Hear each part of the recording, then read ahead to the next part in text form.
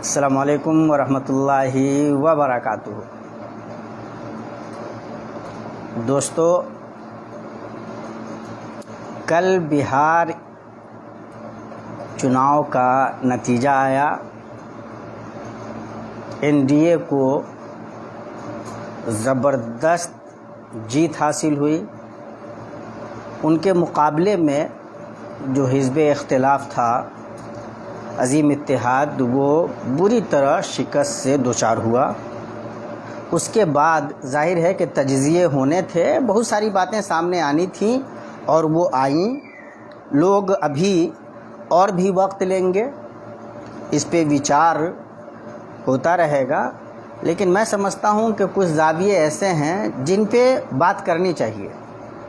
جیت کے بعد ہمارے وزیر اعظم جناب نریندر مودی جی ابھی بھی ایسا لگ رہا ہے کہ وہ چناوی سبھاؤں کو ہی سمبودھت کر رہے ہیں۔ ابھی بھی یہ نہیں لگ رہا کہ وہ اب جیت چکے ہیں۔ اب ان کی ذمہ داری یہ ہے کہ انہوں نے جو وعدے کیے ہیں ان وعدوں کے مطابق بہتر ریاست بنانے میں اپنا کردار ادا کریں اور ریاست کو اچھے ٹریک پہ لاویں۔ آج بھی جو بہار سب سے پچھڑا ہوا راجیہ ہے، اس کو اس پچھڑے پن سے نکالنے میں اپنا سہیوگ دیں۔ یہ لگتا نہیں ہے۔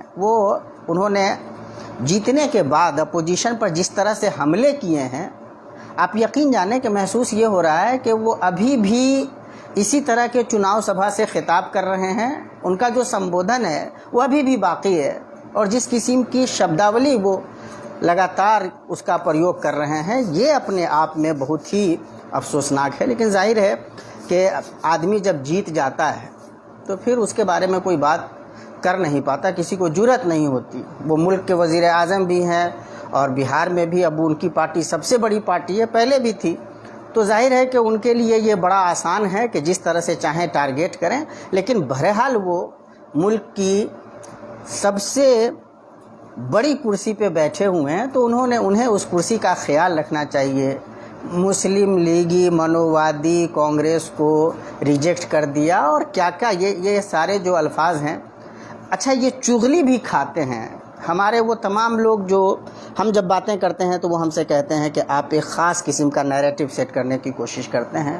ہم ان سے گزارش کرنا چاہتے ہیں، یہ این ڈی اے کے جو ہمارے سمرتھن کرنے والے ہمارے احباب ہیں، جو جے ڈی یو وغیرہ سے جڑے ہوئے جو ہمارے سیاستدان ہیں، ہم ان سے بھی کہنا چاہتے ہیں کہ کبھی آپ اپنے اندر جرأت پیدا کریں اور کہیں کہ بھائی اگر آپ کو سیاست کرنی ہے، اور جیسا آپ کہتے ہیں کہ آپ وکاس کی سیاست کرتے ہیں، انکلوزیو پولیٹکس ہے آپ کی کہ آپ سب کے لیے کام کرتے ہیں، سب کو آگے بڑھانے کا کام کرتے ہیں، تو ان شبدوں کا کیا مطلب ہے؟ کسی کو نمک حرام کہنے کا کیا مطلب ہے؟ کسی کی مذہبیت کو، کسی کے مذہبی ہونے کو، کسی کے دین کو ٹارگٹ کرنے کا کیا مطلب ہے؟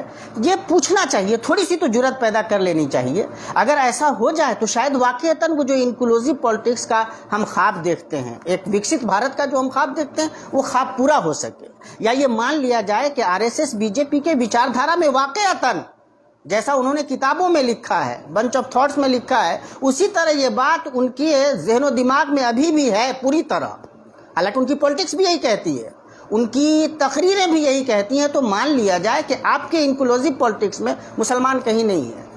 آپ صرف اس پہ نشانہ سادھ کر کے اپنی یہ پولیٹکس چمکائیں گے اور یہ کہیں گے کہ آپ وکست بھارت بنانے جا رہے ہیں، یا انکلوزیو پولیٹکس ہے آپ کی، آپ سب کا ساتھ اور سب کا وکاس کر رہے ہیں۔ تو یہ تو بڑا بنیادی سوال ہے جو پوچھا جانا چاہیے۔ ظاہر میڈیا نہیں پوچھنے جائے گی، اور مجھے یہ کہنے میں کسی قسم کا کوئی تردد نہیں ہے۔ میں بہت کلیئر ہوں کہ ہندوستان میں مین اسٹریم میڈیا یہ میڈیا نہیں ہے، یہ آر ایس ایس کے سدھائے ہوئے لوگ ہیں۔ آپ سمجھ لیجئے، ان کی تربیت یافتہ ہیں، ان کی باضابطہ دی گئی ہدایت پہ عمل کرتے ہیں، اس لیے آپ میڈیا سے یہ توقع کرنا بالکل چھوڑ دیں کہ وہ کوئی جائز سوال اٹھائیں گے۔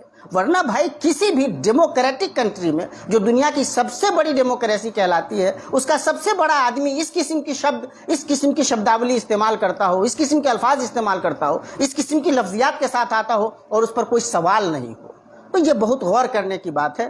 اس طرف ایک اشارہ ضروری تھا۔ اب آئیے جو سیاست پچھلے چند مہینوں میں مسلمانوں کے درمیان رائج رہی، جس قسم کی لڑائیاں ہوئیں، جس قسم کی بحثیں سامنے آئیں، ایم آئی ایم نے، مجلس اتحاد المسلمین، آل انڈیا مجلس اتحاد المسلمین